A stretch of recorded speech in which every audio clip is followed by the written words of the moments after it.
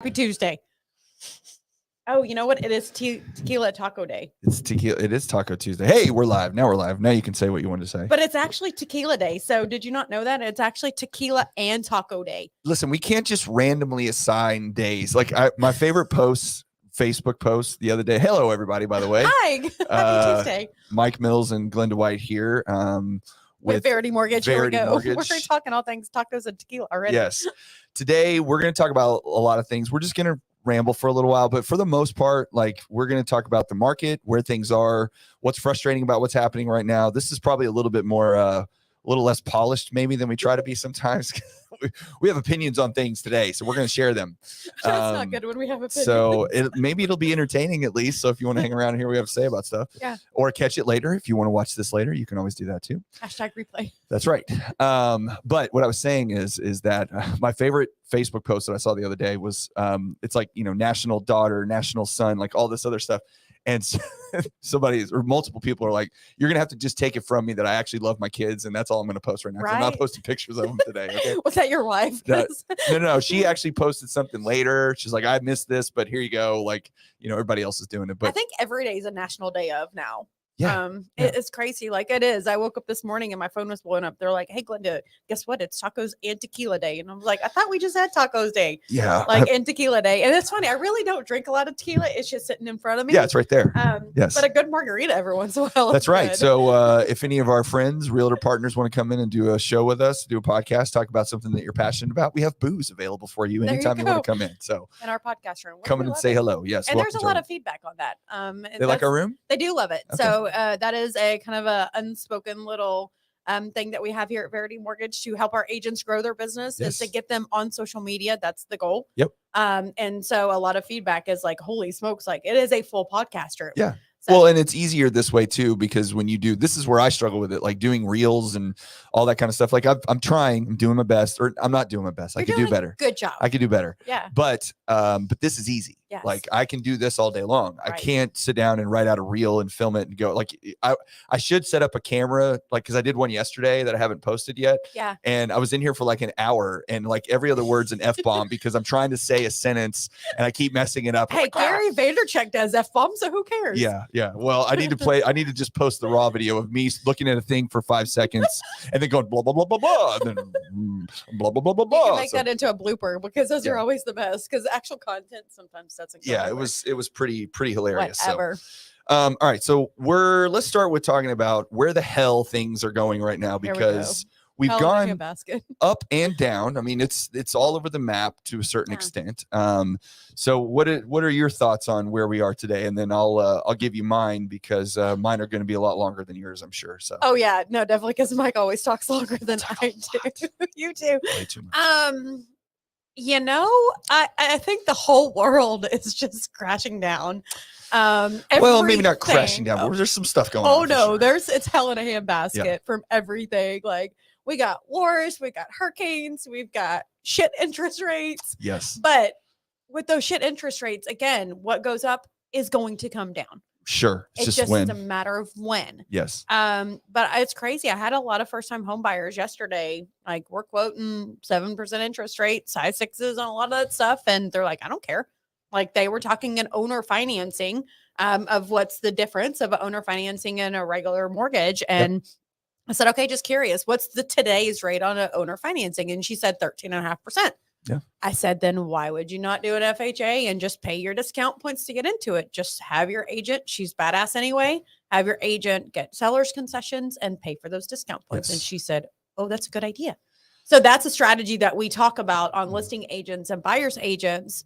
And I had a couple of our agents this weekend talk about that too. Like I reached out to them and said, hey, have you done the strategy? They said no. And they called me today and said, oh, it went under contract because you gave me that strategy. Yes. So this is another reason why to use a local lender. But yeah, anything else, hell in a handbasket. There's Glenda's speech for the morning. Well, I'm glad you said discount points because I think that's a new reality that a lot of buyers and even some agents aren't realizing that's happening right now with the lending stuff is discount points are becoming the norm. Right. And just so everybody understands what a discount point is, Typically in the past, a discount point has been if my rate was 4% and I wanted a 3.75% rate or 3.5% or rate or whatever I wanted, I could always buy the rate down, which is why it's called a discount. Because when you tell that to a regular consumer, hey, I'm going to give you a discount, they're like, hell yeah, let's get a discount. 1% is, oh wait, I'm going from 4 to 3. I'm like, no, hold on. Wait a minute. That's it's a cost. It's actually not a discount on anything other than your rate, but you're paying for it. Right. So in the past, that was always available if you wanted a lower rate for whatever reason. Some people just like the gold star on their chest that says they got a 3 in front of their rate instead of 4. Whatever.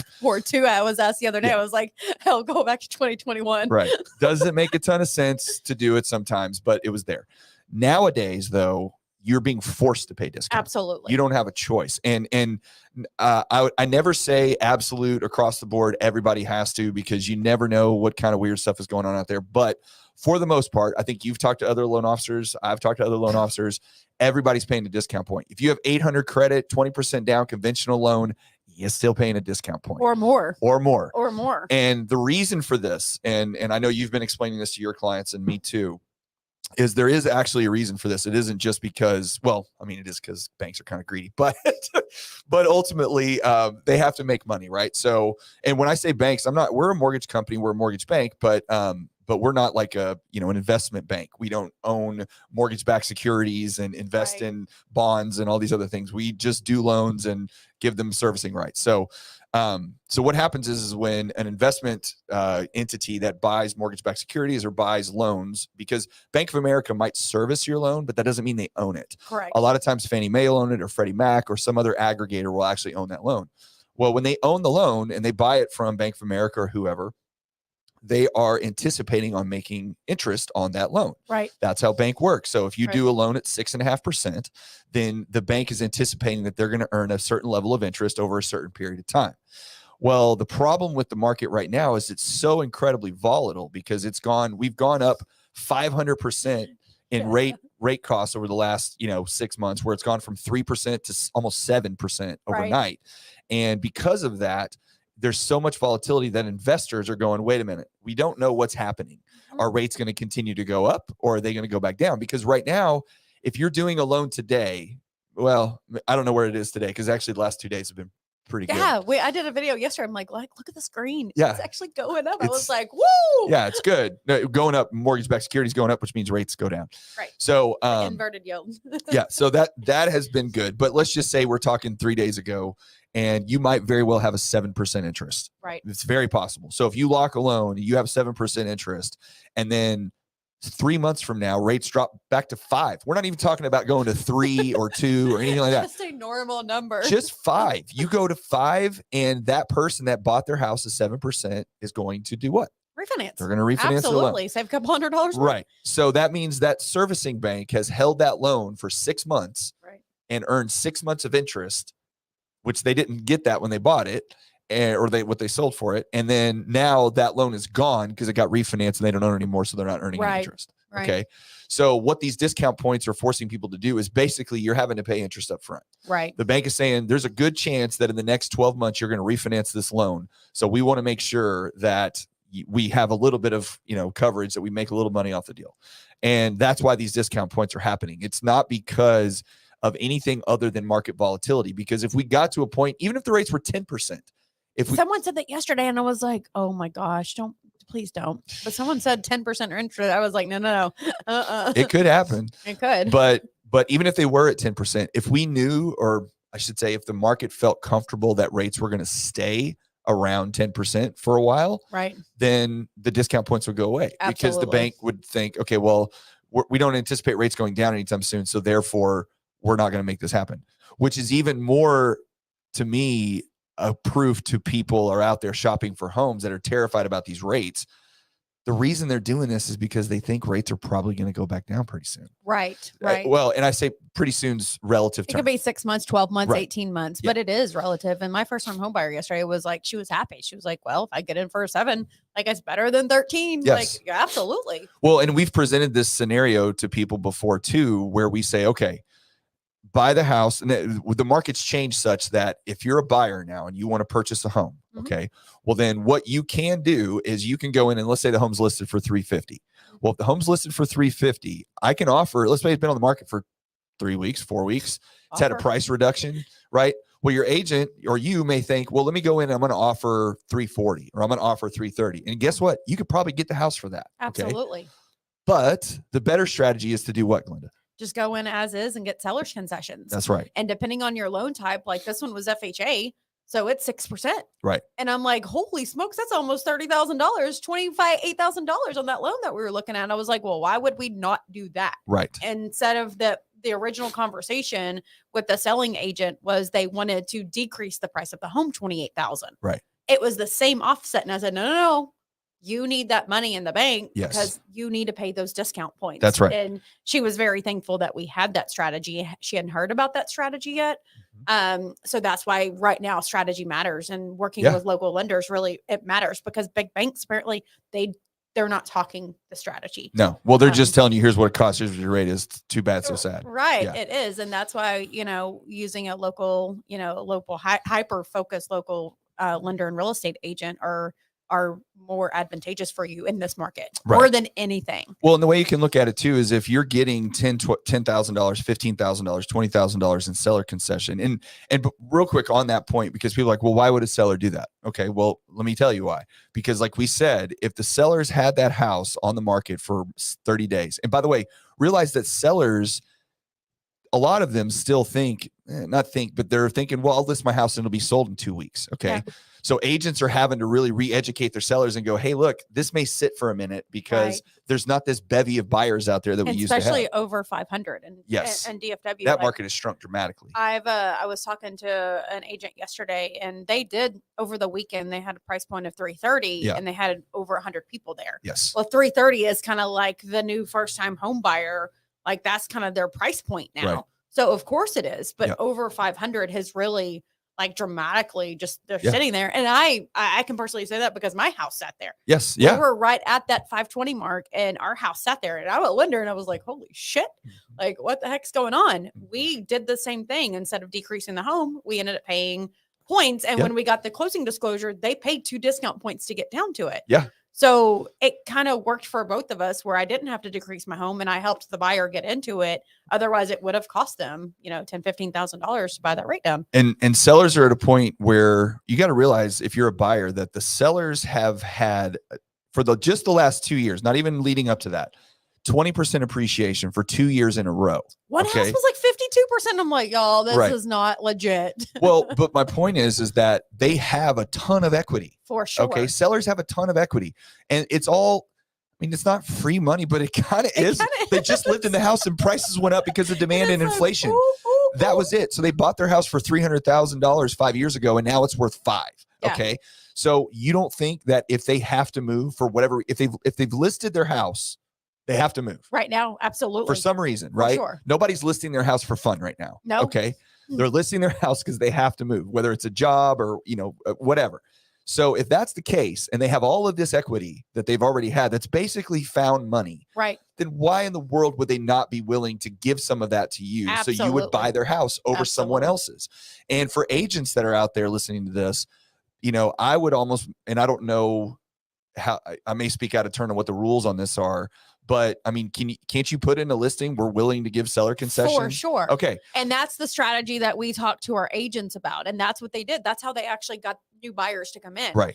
It was stalling. They had gone through, would have been the third weekend on both listings that we talked about.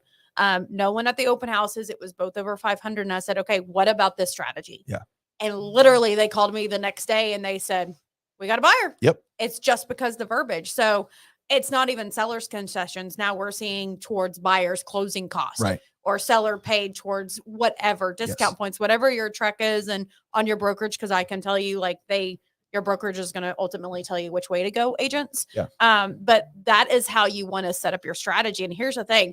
We here at Verity Mortgage have internal programs that can help you do the buy versus sell, do buy downs to present to future buyers. Right. And that's what we do for all of our clients to be able to help figure out, is it worth buying it down? Is it worth paying over asking? Right. Because most of the time it is actually worth having seller's concessions and paying over right now. Yeah. And that's where, because the houses are still appraising. We're not seeing I think this is a thing that people are missing a little bit, is that, and I've said this a million times to people on the phone, Rates have gone up 500%. Okay. Home prices and values have gone down like 3%. And they're still meeting appraised value. Right. So it's not like, because everybody was anticipating, it's certainly slowing down. There's no doubt about that. Right. But the velocity is gone. But we were so far in the other direction as far as like being a seller's market that we're just over slowly 100,000 over asking. I mean, come on. So it was crazy the other day. Someone said it like really good. Would you rather pay 100,000 over asking at a 4% interest rate, or pay a 7% and go in as is? Right. And get $10,000 worth of cash. And get 10,000. So crazy enough, when you do the two math, again, that's where finance people, when you do the two together, it came out almost exactly the same. It's mentality. Right. It's would you rather pay over asking 100,000 and have 400 people wait? Right. Or would you go in as is with a higher interest rate? Your payments are going to end up almost the same. Well, and then the part that I think people miss on that too is that your payments, but the amount of cash that you're saving, because that 7% rate that you have, you're probably going to have it for like a couple of years. Right. And then you're going to get back down. And again, even 5, like even at 5%, it's better. Right. Mortgage gods, here we go. 5%. Right. That's all we need to see. So as a buyer, there's no reason why you are not in a tremendous position to be able to negotiate something incredibly heavily in your favor when you're offering on a house. Because if I can go in and your house is listed at 350 and the seller gets the same. If you offer $350 and ask for $10,000 in seller's concessions, they're getting $340,000. Right. If you walk in and offer $340 with no seller concession, the seller's getting $340,000. Doesn't matter to them. It's how you present the offer. It's completely the same to them. Yep. And if that means that they're going to get the house sold, okay, yes, whatever. I just need to sell my house because I got another house I'm trying to buy, or I'm trying to move, or whatever. Or we've already reduced the price once or twice, or they don't have any other offers at that time. The ball is very much in the buyer's court for sure, and it completely flipped since July 1st. Yes, it has. And here's another thing on that.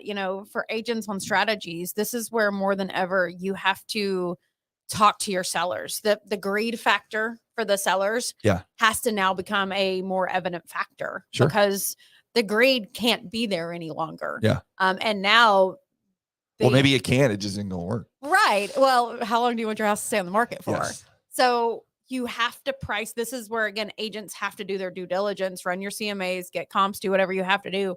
You have to go in. I feel like sellers now have a one and done. Mm-hmm. Like whatever you go and price your home for, that's what buyers are going to see, because now they have options. Yeah. Buyers have options. Uh-huh. I had one this morning that said, well, I liked a couple houses, but they weren't really what I was looking for, but more I know were coming on the market. We didn't hear that 90 days ago, a year ago. Like it didn't matter. But then even like buyer's remorse, like 26% of people that bought their home in 2021 have buyer's remorse and felt that now they want to move. Yeah. And they are projecting, when I say they, like Fannie and Freddie and all these economists are saying, the 26% that had buyer's remorse are saying they're going to list their home in the next year. Yeah. Because they hate it. Or that, and they paid $50,000 over list price. So they're really upset because of what they paid for. Yes. Yeah. So it's kind of like, yes, it stinks to have a higher interest rate, but the ball is in your court as a buyer. You really have the leverage on anything you do on the transaction right now. Well, it's the same principle as anything else when it comes to, especially even investing to some extent, is if everybody's over here trying to get into whatever this is, and nobody's over here, supply and demand, trying to do it over here, which side do you want to be on? Right. You want to be on the side where nobody else is, because you're going to have the most opportunity. So 12 months ago, when the market was in a fury and everybody was trying to buy, well, the prices are high. You're having to come out of pocket $60,000 over list price to get the house. Congratulations, you got a 3% interest rate. However, you just put $60,000 that you're not going to get back into that house that you can never see again. Okay. But yes, you got a low rate. So good for you. But now everybody's like, oh, I can't buy a house. Rates are 7%, 8%. There's no way. It's too expensive. But then you dig into it and you go, but wait a minute. You can now buy the house for less than what you were having to pay before. And not only just less than what the list price is, significantly less than what they were having to buy it for. For sure. And you can get cash from the seller to say, like I had one the other day, yesterday actually, or 2 days ago over the weekend, where they were offering $330 on the house, and they were, we went through the cost and everything, and the buyer's like, man, I don't know, this is going to be a lot. Like, I don't know if I have this much cash. I thought I could get it from my retirement account or whatever. And I told him what we just talked about, hey, look, get it from the seller. Absolutely. And the agent reached out to the seller. They'd already agreed on the contract. They'd already said it was done at maybe it was 320. And the agent called the seller and was like, hey, they're having issues. They couldn't get access to funds. They had the house listed at 330. So can we just give you 330 and you give us 10,000? And the seller was like, hell yes, whatever. Just, I got to sell my house. Here 100%, you go. And I promise you, if they'd have asked for 15, they could have got it. Probably would. Okay. Right now. So, and days on market, like buyers need to look on days on market right now, because the ones that we're looking at were 80 days. Well, they're going to give you those closing costs for sure. Yes. They have to sell it for some reason. They have to sell it. So you're getting, like, there's literally circumstances. If you're doing a VA loan, or a USDA loan, or even if you're using some sort of down payment assistance, which a lot of those have dried up. If anybody doesn't know, all the special programs that you used to hear about all the time for you first time home buyers getting these special programs, those are down payment assistance programs, and 90% of them are gone. There's a few left, but they all come with catches. But I want to be clear, they're beneficial if you need them. You just have to understand what the terms are. But in those cases, you're getting cash for your down payment. You're paying a cost. You have a higher rate. You got to hold on to it for 3 years, blah, blah, blah. But you're getting money. Okay. So if you have a USDA loan, a VA loan, or you're using a down payment assistance and you're getting the seller to pay all your closing costs, how much money are you bringing to the table, Glenda? Nailed a nut on a lot of that. Zero. You're not bringing any money. Okay, I'll stay in my house for 3 years. And oh, wait a minute. Let me have this natural appreciation that if in the event I did have to sell or refinance in the 36 months, well, again, it's free money. It's free money. Then you just pay it off. So there's restrictions, but even on those down payment assistance, they're the same rate right now, which we haven't seen. They're not the same. They're definitely higher. They were 7.125 yesterday. It depends on the day, right? Because they're moving. Used to, you could say, oh, well, this down payment assistance is 4.5%, and it would be that way forever. 4% difference. And now it's like 1/8%. Right. Well, but you got to hold it for 3 years. But like you said, if you get the appreciation, that's cash you pick up, pay it off.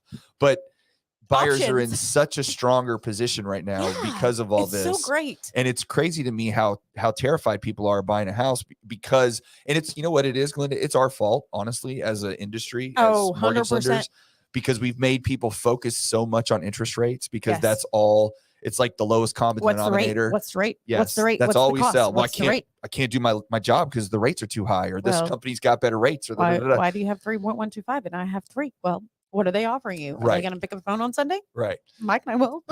But the point is like we've trained people to be this way. We've absolutely told people, hey, this is what you need to pay attention to. But we've negated all the other aspects of it. And so now we're in a place where rates are high, okay, but everything else is down. Right. And so again, if you bought a house 12 months ago, in a lot of circumstances, you were coming to the table with $60,000, $70,000, $80,000. One of our clients was $215,000. Right. I was like, holy. And that's not because you're putting half down on the house. That's not why, because you had to pay over. They paid over asking $215,000. And right. I was like, I hope y'all love it. And I texted them the other day and they're like, we love it. I was like, how's that money? And they're like, well, we should have waited. I said, exactly. Well, and now it's turned, and now you can buy that house and not have any of that cash, and you have a higher rate. But it's, I mean, what are we talking about? But it's your home, and you can refinance. $100, $150, $200 a month. Not a big change. Look, I don't want to pretend like that's not a lot of money because it is for a lot of people. But what I'm saying is that you don't the 20 grand that you were going to have to come out of pocket to buy. Put it in your bank account and hold it and use that, pay with that extra $200. Because with the shit show of economy it is, you need that right now because we don't know what's going to happen. Right. So I shared my theory with you the other day on what's going to happen. So this is what I want to have record of this. This isn't the alien theory, by the way. Oh, okay. No, I'm not going there. But if anybody wants to know about my alien theory, check on Area 51. Call Mike Mills. Right. This crazy guy over here talking into the microphone. Okay, so here's my theory. So my theory is. And you got to stay with me for a second. This is a little convoluted, but here we go. So right now, there's politics involved in this too. Whatever your political affiliation with, I don't care. I don't like either side. So don't ask me. But so right now the Democrats are in power. They have the House, the Senate, and the House of Representatives. So midterm elections are coming up on November 14th, or 15th, and so we're in a situation where inflation's high. The economy is not great. Everybody hates what's going on. You've got lots of other social things occurring that I'm not going to get into, but basically for the most part, nobody's real happy with how things are. Right. So there's a very strong sentiment that the Democrats are going to lose control of the House and control of the Senate. because they're going to get voted out, which is not unusual in midterm elections when you have an unpopular regime. That's normal. Even when you have popular presidents, it still happens because people get government for you. So it turns all the time. So in order to the whole goal of being in politics is to stay in power. That's the whole goal. They're not there for you. They're not taking care of you and your family. They don't care about you. They want to stay in power, tell you what you want to hear, so you vote for them again.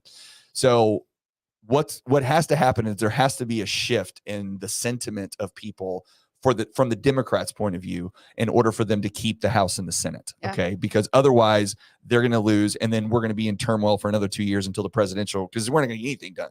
Because then you're going to have a president who's a Democrat and House Senate's Republicans. They're going to be fighting against each other where it's nothing. And that's normal. That's it's going to be the normal American politics where absolutely nothing happens. So except we all get screwed.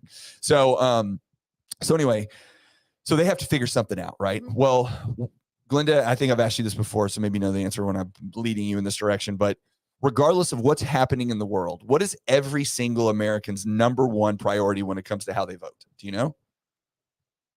No. It's a broad range thing, very broad. What are you talking about? Well, like when someone says, I'm going to vote for this person or that person, what is typically their motivation for why they're going to vote for that person? And like the number one issue that all politicians... Abortion. No, it's not abortion. I was like, what are you No, that's certainly an issue, but it's not the issue. The issue is always the economy. Always. Yeah. Okay. If the economy's good, everybody's happy. If the economy's bad, everybody's mad, right? Regardless of who's in power.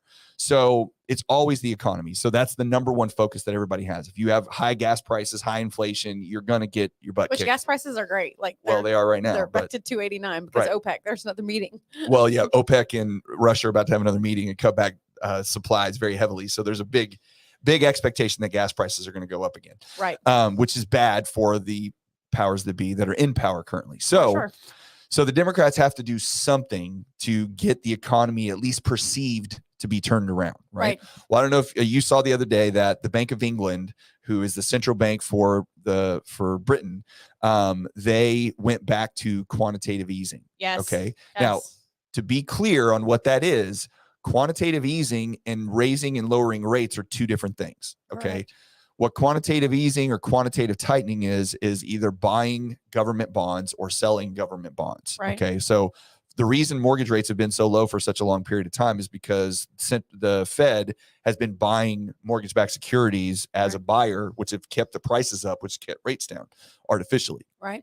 And so we've talked about this before. Them raising rates doesn't have anything to do with mortgage rates. Not. I mean, it impacts it, but it's not directly. It's not the sole impact. Correct. It doesn't directly correlate. Right.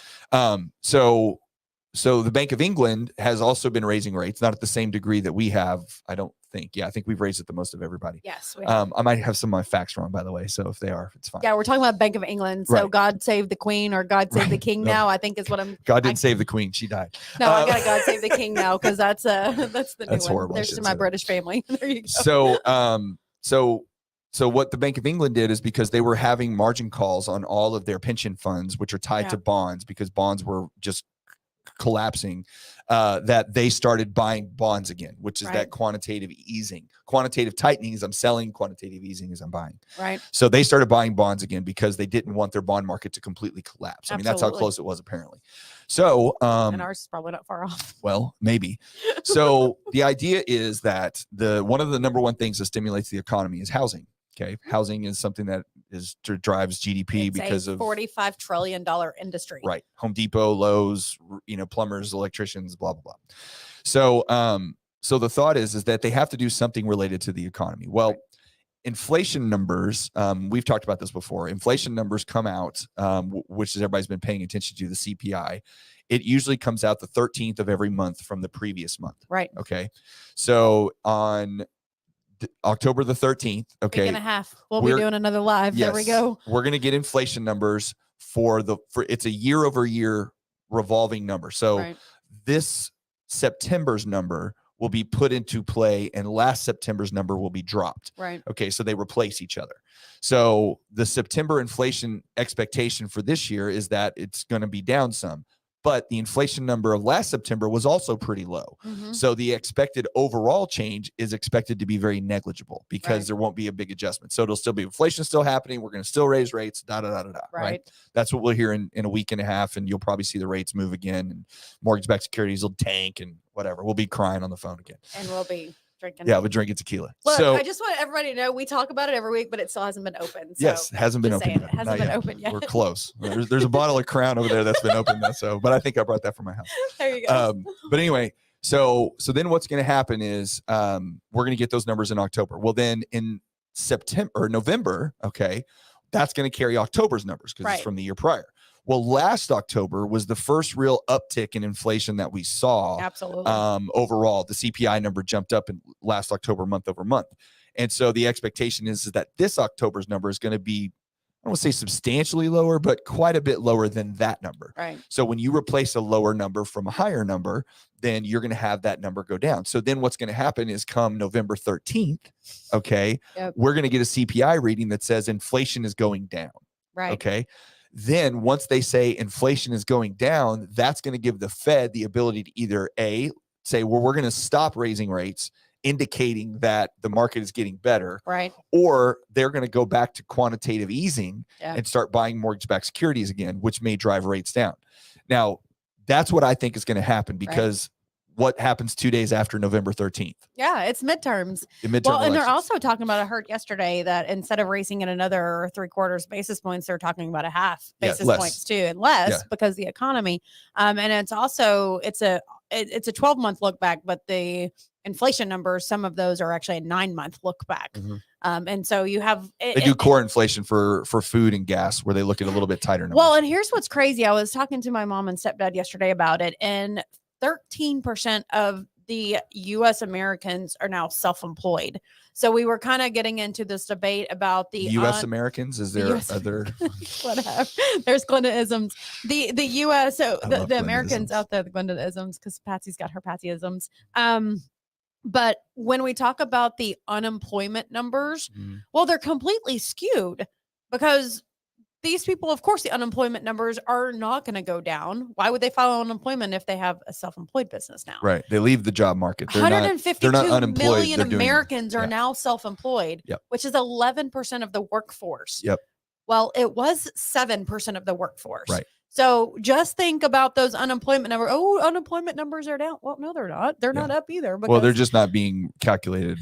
They're not in the calculation factored in. They're self-employed. It's like everything else. Like it's only a partial. Now, I will be clear in my opinion on this is that I that's my prediction. I don't know if it's going to happen. I mean, so here we go. Just here midterm. rambling. So November 13th and then November 15th. Look on those 2 dates. Right. Because I do think that that'll give the Fed and the Democrats the ability to say, oh, look, the economy's better. Go vote for us. I don't think it's going to work. In a day and a half. Right. But but that's how it works. I mean, everybody's attention span is like 5 minutes. Like there's no extended 30 seconds on video. Yeah, they can't give any news that happens today. You know, I think there's something about Herschel Walker's family because he's running for Senate in Georgia, and that's one of the races that they, it's contested. I pay too much attention to this stuff, but he's having issues because it's coming out that he had extramarital. Oh, really? Football player in the NFL? Right. Come on. We're all shocked. Okay.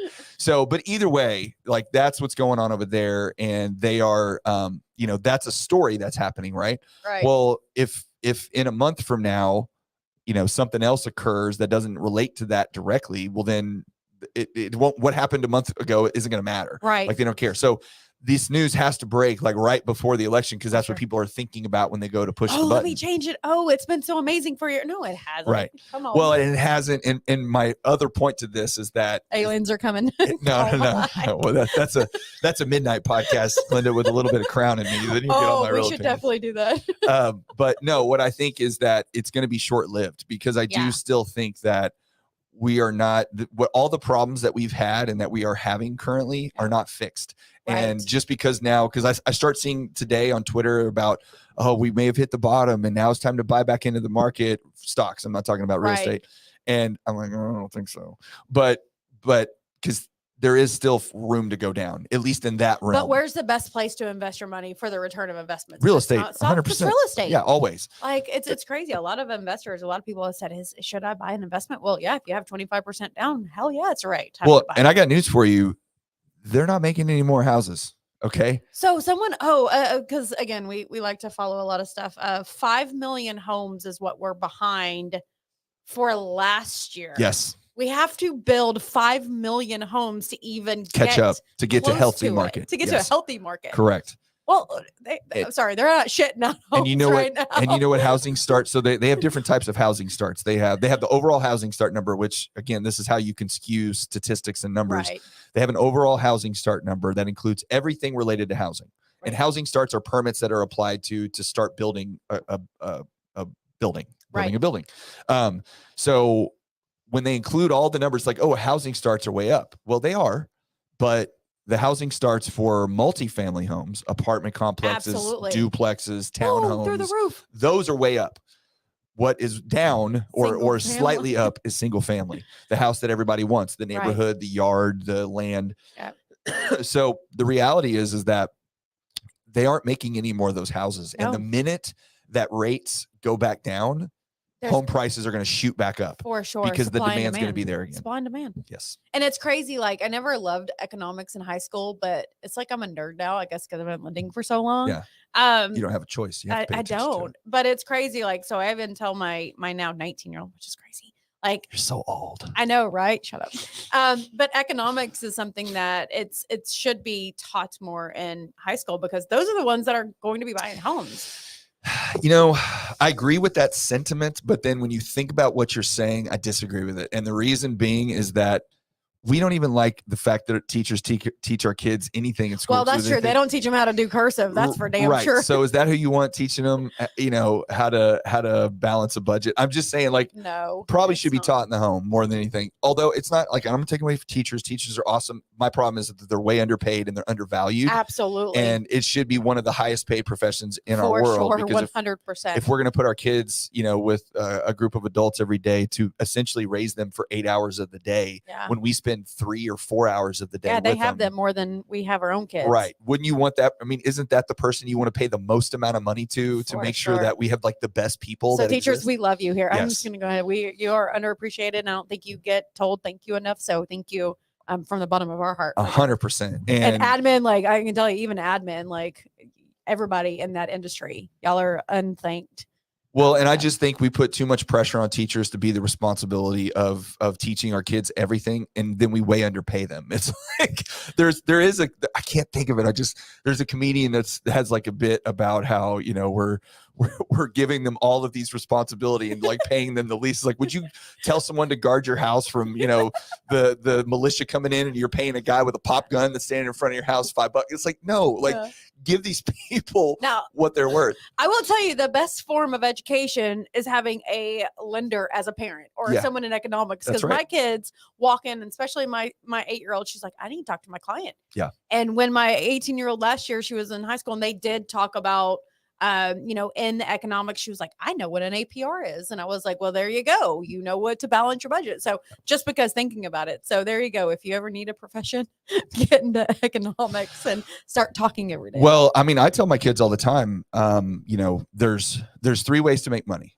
Okay. You either trade your time for money, which is having a job, right? Yep. You start a business, and run a business, but you're still trading time for money. The difference is you can just scale it better. Or you use money to make money. Absolutely. Right? Passive and earned income. That's right. So using money to make money. I did a video on that yesterday. Then you need to understand how money works and you need to know how it all fits. And so like, it's boring and people hate it.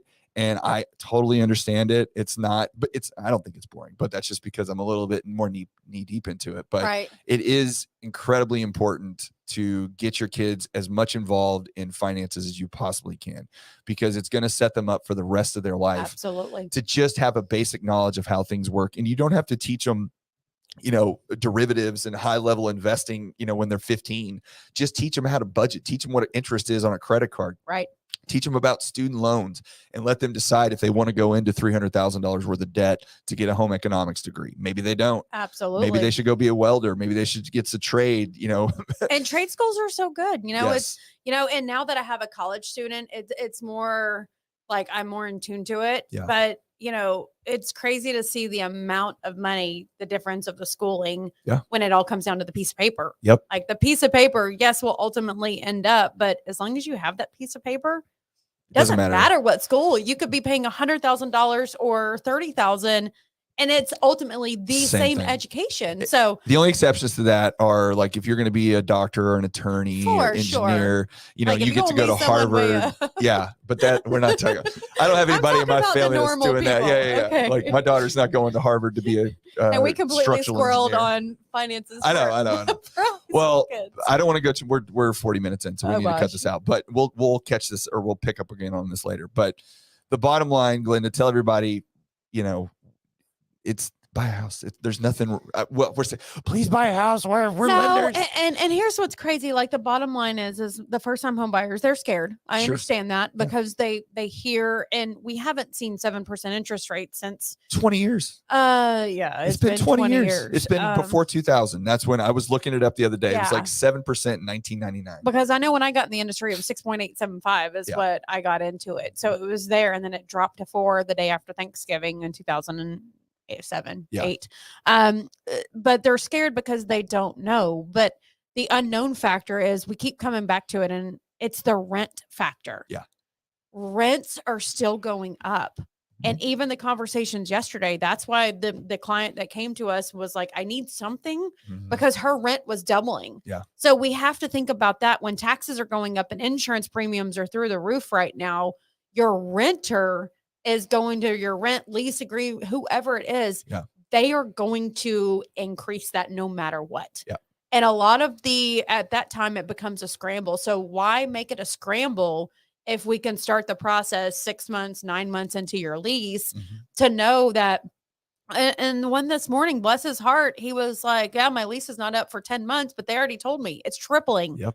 Well, we need to get your shit in line today. Yes. Like it doesn't matter. And there's no time frame that says 30 days, 100 days, 12 just because you talk to you on Wednesday doesn't mean you got to buy a house next weekend. Yeah. So, and for future home buyers, like there's no time frame that you need to wait. Right. Like that is our job. That is what we're here for, is if it's 12 months, 2 years, we need to get a strategy and a game plan for you. Yeah. So there you go.